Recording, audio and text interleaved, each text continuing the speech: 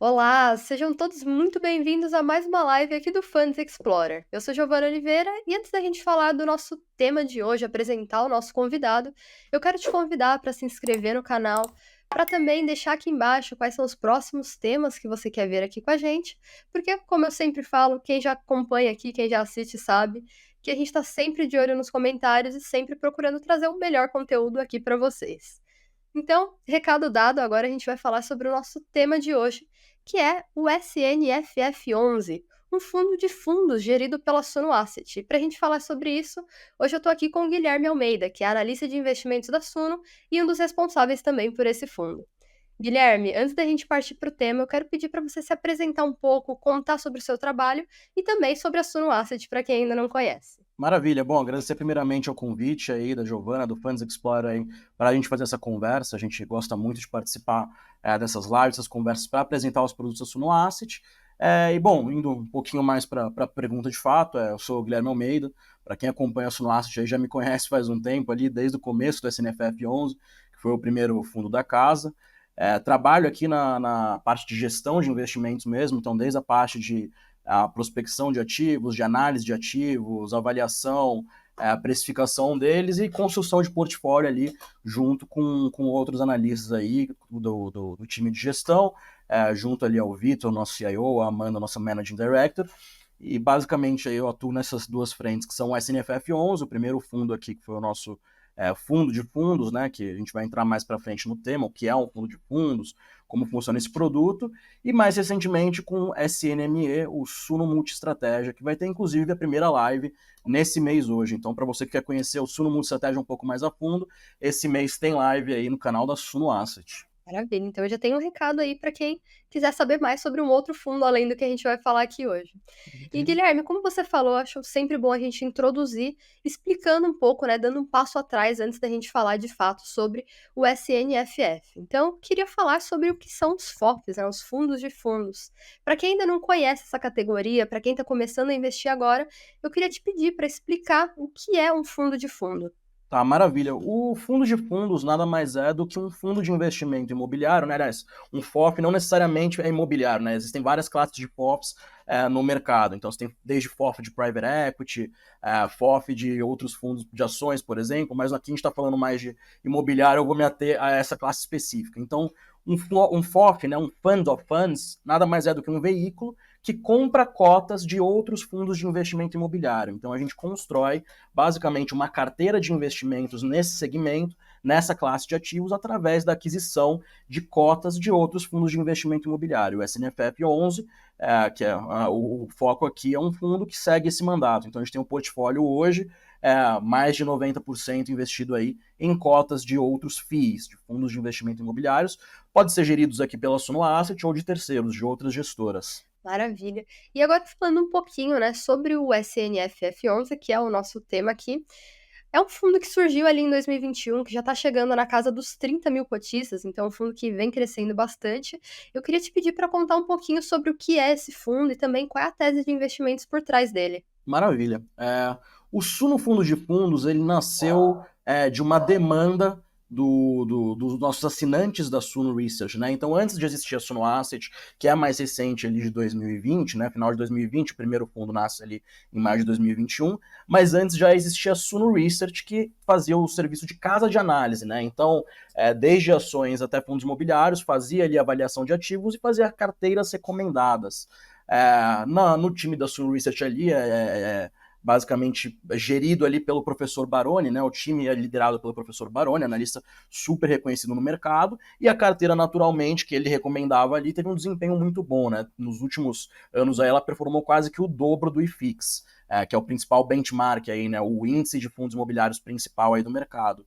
E aí a gente tinha o nosso assinante, e o nosso assinante começou a demandar não só que ele não queria só ler relatório, não queria só pegar a carteira recomendada e alocar, ele queria um serviço mais terceirizado ainda. Então, gostei, vi que sua carteira dá um retorno bom, gostei dos relatórios, acompanho, mas eu quero facilitar mais ainda. Já vi, eu confio em você, então ao invés de eu ficar lendo o relatório, de eu ficar acompanhando diariamente, faz o seguinte, você não consegue fazer um fundo eu coloco o dinheiro nesse fundo, e aí você investe o dinheiro na tese, aí, seguindo a filosofia de investimentos da Suno, e aí dessa demanda nasce o primeiro fundo da Suno, o fundo imobiliário SNFF11, que é um FOF. Então, basicamente é um fundo de fundos que ele bebe da mesma fonte de conhecimentos ali do assinante da Suno, então a gente acompanha os relatórios ali, conversa ali com o professor Baroni, esse dá um norte grande ali para a alocação da carteira do Suno Fundo de Fundos, mas claro que a gente também tem uma liberdade dentro da Suno Asset de fazer uma gestão ativa, até porque o timing, a gente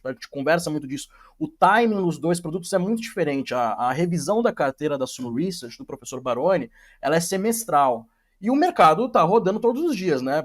No padrão são 5 pregões aí por semana. Então, às vezes aparecem algumas oportunidades aí que a gente não pode deixar passar, não pode esperar a revisão semestral. Então, a gente faz a alocação do fundo também com a expertise ali do time da Suno Asset.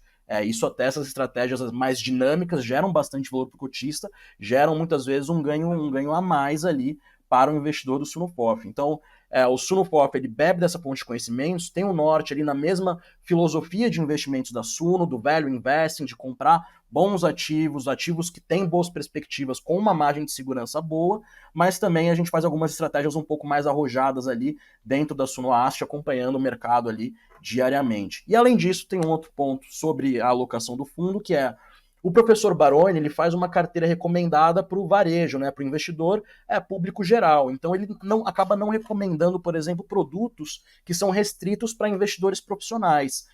Ao passo que lá na Suno Asset, a gente, como gestor do fundo, a gente consegue alocar nesses produtos que são restritos para investidores profissionais. Então a gente possibilita aí que o investidor do varejo, o investidor público geral, tenha acesso a alguns produtos um pouco mais estruturados, mais arrojados, mais complexos, através do Suno Fundo de Fundos. Legal, e você entrou num ponto agora que é muito interessante, que é justamente um pouco do que eu ia falar sobre o portfólio, né? Você explicou ali que o Suno FOF, ele acompanha um pouco das recomendações da carteira recomendada da Suno, mas também ele tem ali o outro lado, a parte da gestão ativa. Então eu queria que você contasse um pouco mais pra gente sobre como isso funciona e, de fato, no que o SNFF hoje está investindo. Tá.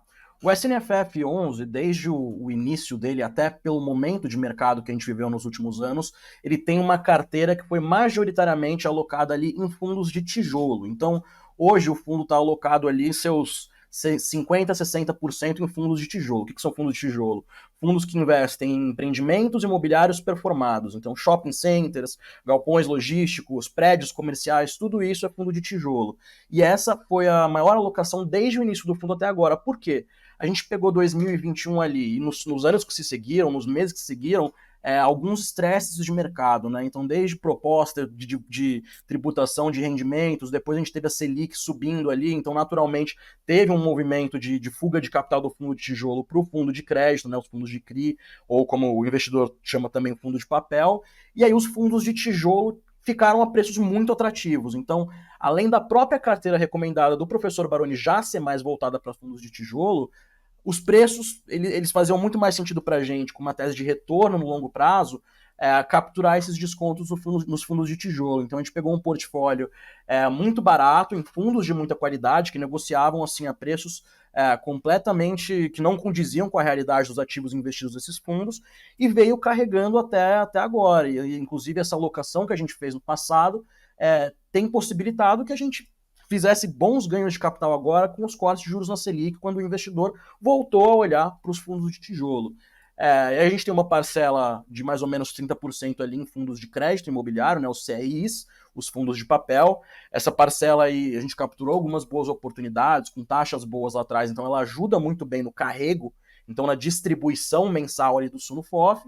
E conforme a gente foi construindo uma reserva acumulada ao longo dos últimos semestres, a gente foi aumentando também um bookzinho tático, que a gente chama, que inclusive é um book, por exemplo, que não entra na carteira recomendada do professor Baroni, mas é um book de fundos de desenvolvimento. Então, fundos, na maioria das vezes, que não são abertos para investidores de público geral, fundos que não pagam rendimentos no começo, então tem uma curva J, que a gente chama, que é o tempo ali para performar esse ativo, mas que podem trazer um retorno muito interessante, aí uma TIR, uma taxa interna de retorno, muito interessante aí para o investidor que investe no Sunofof. Então a gente tem esse book que hoje é entre 5% e 10%, a gente conseguiu entrar nele, montar essa posição por essas reservas que a gente veio montando ao longo aí dos últimos semestres. Esse é um book que a gente gosta muito, acha muito interessante. Eu gostaria até de aumentar, se possível, no fundo, mas a gente tem que... Não pode assustar também o nosso cotista do mês a mês e diminuir muito a distribuição, né? Então tem que ser mais comedido ali, até pelo mandato do fundo, que é ser um fundo de renda. Legal. E agora falando sobre distribuição e renda também, né? Entrando já, puxando esse gancho. A gente sabe que no final de abril, né? Agora, se eu não me engano, no dia 24 ou no dia 25 de abril, o Sunofof fez um pagamento ali de R$ 1 por cota para os seus investidores, o que representa um aumento de 38,9% em relação ao mês anterior. Então, é um aumento bastante significativo. Como que o fundo conseguiu aumentar os seus dividendos nesses últimos meses? Como foi essa estratégia? Como que isso aconteceu? Beleza.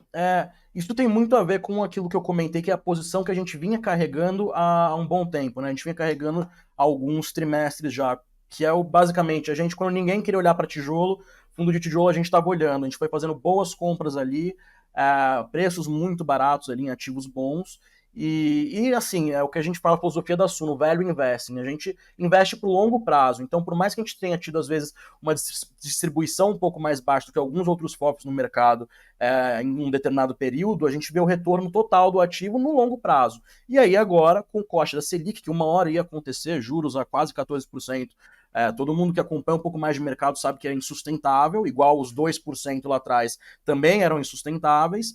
A gente sabia que uma hora isso ia acontecer, e é natural que quando isso acontecesse, o investidor buscasse mais o equity, buscasse, então, no caso dos imobiliários, os fundos de tijolo. E aí, quando esse mercado começou a precificar esses cortes na taxa de juros, que enfim, a gente já esperava, mas existia ali uma dúvida, quanto que isso vai acontecer? Vai ser março, abril, enfim, quando vai acontecer, o time não tinha como adivinhar, mas a gente sabia que eventualmente com a inflação mais controlada, isso deveria ocorrer.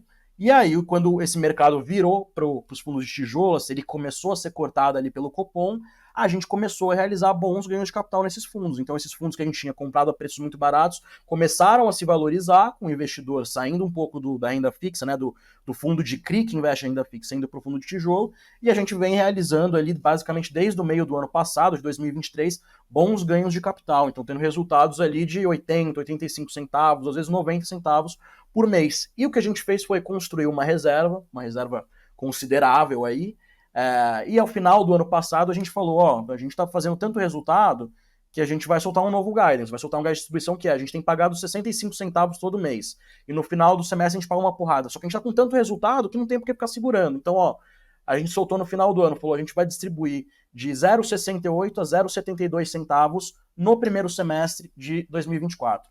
O que aconteceu, que a gente até brinca aqui dentro, que aconteceu um problema bom no meio do caminho, que a gente fez mais dinheiro do que a gente esperava. Então o guidance era bem conservador, ele ficou pequeno, a gente falou, a gente vai ter que revisar o guidance e aumentar essa banda de distribuição. Então, em janeiro teve um evento no fundo ali que deu um resultado muito grande, então basicamente a gente viu uma oportunidade numa operação que estava ocorrendo no mercado, que era a venda de um ativo, que era o OneF, que é o edifício The One, para o PVBI, que é o fundo de lajes da VBI, e tinha um ganho ali que estava claro, assim, na mesa, a gente entrou nesse fundo, procurou no mercado algumas transações para conseguir entrar, e basicamente essa venda deu um resultado para o Sunofof de 1,54. Então nesse momento a gente falou, a gente vai ter que revisar esse guidance, porque a reserva já está grande, a gente vinha carregando 56 centavos no semestre passado, com esse 1,54 subiu para mais de 1,40, a gente falou, a gente vai ter que revisar. Até porque a gente segue fazendo ganho de capital, então a gente continua fazendo ganho de capital nesses fundos, e o que possibilitou também que a gente continuasse a fazer isso com maior otimismo no mercado, abriu-se o que a gente chama de janela de captação. Então os fundos têm feito emissões, e nessas emissões a gente consegue capturar um valor como gestão ativa em arbitragens. Então a gente segue fazendo bons ganhos, tem um resultado muito gordo acumulado, e isso possibilitou que a gente desse com bastante tranquilidade ali, o nosso guidance é bem conservador, um guidance de 0,90, né, então 90 centavos a R$1,10, e distribuísse já nesse mês, né, em abril, referente a março, R$1 para o cotista do fundo de fundos. Mas o que tem possibilitado esses ganhos é basicamente isso, gestão ativa e bons ativos comprados lá atrás a bons preços. Você falou um pouquinho agora dos ganhos, a gente falou dessa questão dos dividendos crescentes, mas eu sempre gosto, como eu falei no começo, de dar um passo atrás, explicar um pouquinho melhor para quem está assistindo a gente o que significa cada coisa. Então, além desses dividendos crescentes, a gente sabe que o fundo ele também possui reservas de resultados. Na prática, como isso funciona? O que que é isso? Tá, beleza. Assim, o fundo imobiliário, por lei, então qualquer fundo imobiliário que existe hoje no mercado, pela regulamentação como é, ele é obrigado a distribuir 95% dos lucros auferidos no semestre. Então, dentro desse semestre, a gente consegue pilotar esse barco, vamos dizer, como a gente quiser. Se eu tive um resultado de R$ 1, eu quero distribuir 80 centavos e guardar 20 até o final do semestre, eu posso. A gente tem essa liberdade porque a lei, a regra, é semestral. Mas, ao final de todo o semestre, eu tenho que distribuir 95 de qualquer jeito. Então, até por isso que a gente foi obrigado a aumentar a distribuição, porque a gente já tinha um resultado muito grande, já estava guardado ali, no final do semestre a gente ia ter que distribuir, então vamos diluir isso e pagar para o investidor todo mês. Então, basicamente, essa parte da reserva acumulada referente a esse semestre que a gente tem feito de ganho, desde janeiro, aquele ganho bem excepcional que eu falei, até o que a gente tem feito esses meses, a gente já está distribuindo. E o novo guidance, ele é até conservador. Por mais que a gente fale que vai distribuir 90 centavos a 1,10, conforme o resultado for ocorrendo nesses meses, a gente colocou ali como premissa que a gente vai reter 5% ao final do semestre. Então, a gente vai pagar o mínimo para reter uma reserva ainda para o investidor, para, enfim, conseguir pilotar bem esse barco em qualquer estresse de mercado, uma azedada de mercado que aconteça, e mesmo assim a gente vai distribuir um resultado muito atrativo. Então a gente está pagando o mínimo, retendo esses 5%, junto com a reserva que já tinha lá atrás, os 56 centavos, e enfim, a gente chega nessa distribuição, mas como funciona é isso, a gente pode ir pilotando esse barco ao longo dos 6 meses e no final do semestre, se tiver alguma coisa ali que vá dar menos do que 95%, a gente tem que soltar para fora e distribuir para o investidor. Mas a ideia é manter o rendimento mais alto aí possível com essas premissas conservadoras já antes do final do semestre. E Guilherme, agora saindo um pouquinho das características do fundo e falando sobre cenário econômico, que é um ponto que eu sempre trago aqui, porque eu acho que não tem como a gente falar de investimento sem falar de economia, de macroeconomia. Então a gente vem vendo nos últimos meses o cenário econômico mudando um pouquinho, né? Olhando ali para a macroeconomia. Antes a gente tinha ali um cenário de juros futuros em queda, agora a gente vê uma nova abertura nessas taxas, além da queda no preço das cotas dos fundos imobiliários também. Então, em meio a esse cenário que vem sendo conturbado, como o fundo ali da Suno, né, como o FOF da Suno, ele vem se preparando para essa possível piora no cenário econômico? Tá. A gente já estava acompanhando isso ao longo das últimas semanas e a gente já. Eu, pessoalmente, inclusive dentro da equipe ali, eu sempre tive um pensamento um pouco mais pessimista ali, um pouco mais conservador do que seria o segundo semestre e o começo de 2025 ali no mercado. Então, assim, a gente tinha basicamente um risco fiscal contratado já, ele só foi cada vez mais se materializando, e aí a gente teve basicamente a questão da revisão das metas sobre o déficit fiscal aí para os próximos anos, né? E, enfim, uma meta que foi estabelecida ali em 2023 já não sendo cumprida. E isso naturalmente gera um estresse no mercado, né? Você aumenta o risco país, você aumenta uma expectativa de talvez uma nova pressão inflacionária, que hoje, apesar do mercado estar precificando uma situação um pouco menos otimista, a inflação ainda está em níveis controlados, né? Mas a pressão inflacionária é um dos pontos que pode vir aí a voltar com esse cenário fiscal um pouco mais conturbado. E a gente tem um ponto também que tem afetado também, querendo ou não, por mais que não exista uma relação mecânica, como até o próprio presidente do Banco Central já disse, entre os juros americanos e o juro brasileiro, o fato é, os Estados Unidos eles estão com muita dificuldade de controlar a pressão inflacionária lá fora. Então o Fed, que é o equivalente ao Banco Central lá nos Estados Unidos, né, ele não tem conseguido ter abertura para cortar juros lá fora.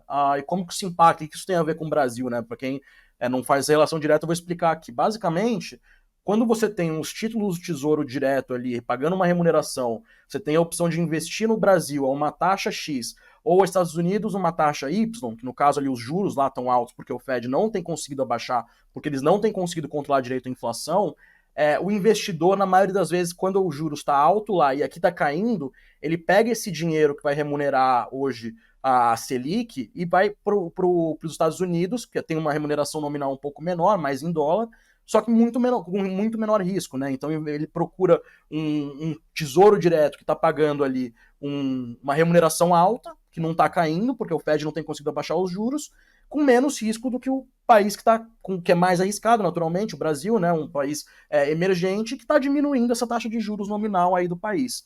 Então a gente tem esses dois pontos aí que acabam impactando muito na questão dos juros, o que pode aí, essa questão americana pode levar a dar menos abertura aí também para o Banco Central de fazer novos cortes de juros, e aí o investidor naturalmente começa, com todo esse cenário mais conturbado, a precificar talvez um juro um pouco mais alto ali para o médio e longo prazo, principalmente. O que acontece quando o investidor precifica a taxa livre de risco, né, a Selic, mais alto, ele começa a pegar o dinheiro dele e colocar na renda fixa e tirar da renda variável, e fundo imobiliário igual ações é um ativo de renda variável. Então é natural que a gente veja aí um pouco desse fluxo de capital do investidor saindo do fundo imobiliário, principalmente do tijolo, e indo um pouco mais para a renda fixa ou para os fundos de crédito.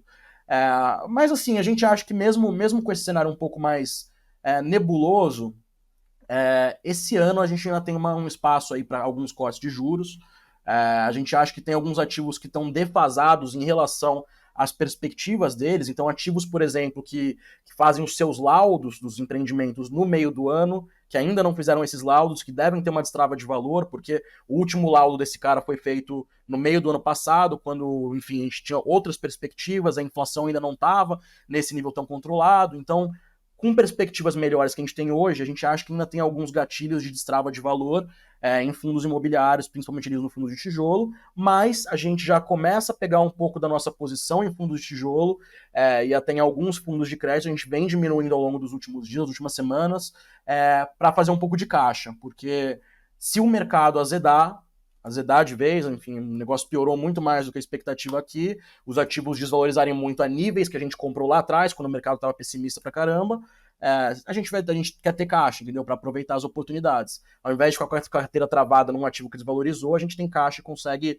reciclar esse capital do no fundo de fundos. Então, essa é a nossa visão. A gente está aproveitando ainda o que tem ainda para destravar valor, mas já estamos se preparando aqui, fazendo uma gordurinha aqui para se vier um inverno um pouquinho mais difícil. Perfeito. E a gente falou um pouco agora, né, desse lado dos fundos olhando para esse cenário mais conturbado. Mas agora olhando para o lado do investidor, é possível dizer que os FOFs eles são uma boa alternativa para proteger o patrimônio dos investidores em meio a um cenário econômico mais complexo, até pensando um pouco em diversificação também. Claro. Eu acho que esses dois pontos são muito interessantes. O primeiro é a diversificação, que tem aquele clássico ditado que quando a maré baixa você vê quem tá nu. Então, quando o negócio piora é que você começa a ver as coisas, as más alocações que foram feitas nos períodos que antecederam, né? Então, o fato de você investir num portfólio que tem mais de 50 ativos hoje, escolhidos a dedo por uma gestora profissional, acho que traz bastante tranquilidade para o investidor no ponto, se você confia, claro, na gestão. Assim, eu confio na nossa gestão aqui e o fundo tem se provado com um retorno acima do benchmark aí desde o início dele.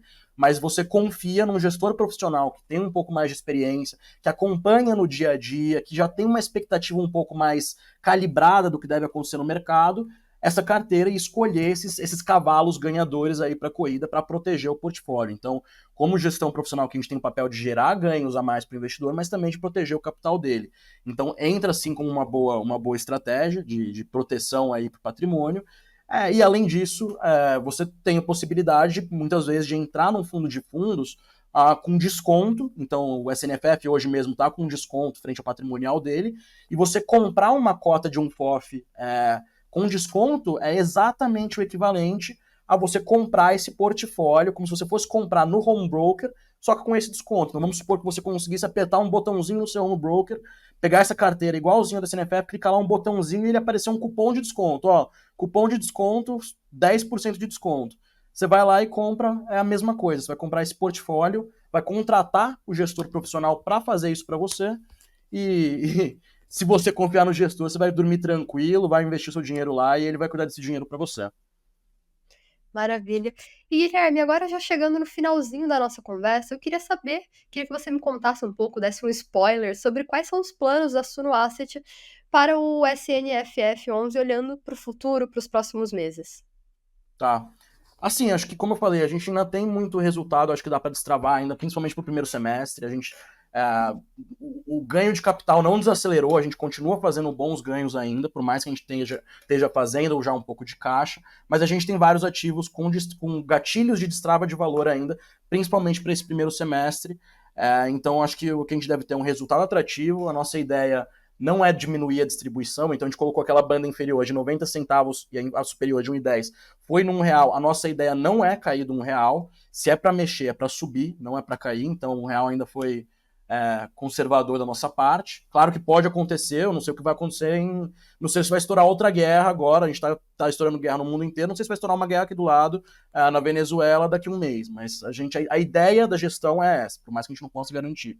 E como eu falei, a gente está fazendo reservas, tanto quando a gente fala de resultado acumulado, quanto de caixa. Então, o primeiro ponto que a gente coloca lá, até para justificar a premissa da gente pagar o mínimo e reter esses 5%, é porque a gente está vendo aí que o cenário está meio nebuloso. Então, assim, não está aquelas mil maravilhas que estavam no começo do ano, todo mundo, agora é oba-oba, agora fundos imobiliários vão voar. Então, a gente quer ter essa reserva em resultado acumulado para, se for o caso de chegar no segundo semestre e não estar conseguindo realizar um resultado tão alto, tão arrojado igual hoje, a gente não cair o rendimento de R$ 1,10, o que for, para 70 centavos bruscamente. A gente quer suavizar essa distribuição. Então a gente quer manter o fundo com nível de distribuição alto ainda, mesmo se a gente tiver um cenário mais desafiador. Então, sobre resultados, a perspectiva é essa.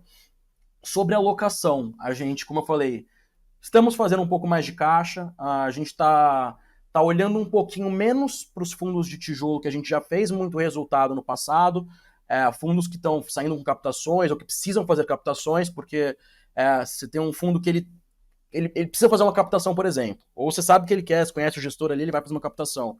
Você sabe que, por mais que ele chegue no preço do VP dele, o preço justo, se ele subir um pouquinho, esse cara vai chamar uma captação. Então não vale a pena você ficar carregando esse ativo esperando um ganho de 20%, 30%, se você tem essa expectativa de que vai acontecer uma emissão. Então a gente está realizando mais ganhos nos fundos de tijolo, comprando fundos de papel, que vêm muito baratos aí desde do ano passado, quando a gente teve alguns estresses de crédito. Então a gente está migrando um pouquinho a carteira para alguns fundos de papel com desconto e, de fato, preparando aí, fazendo uma reserva, fazendo em caixa.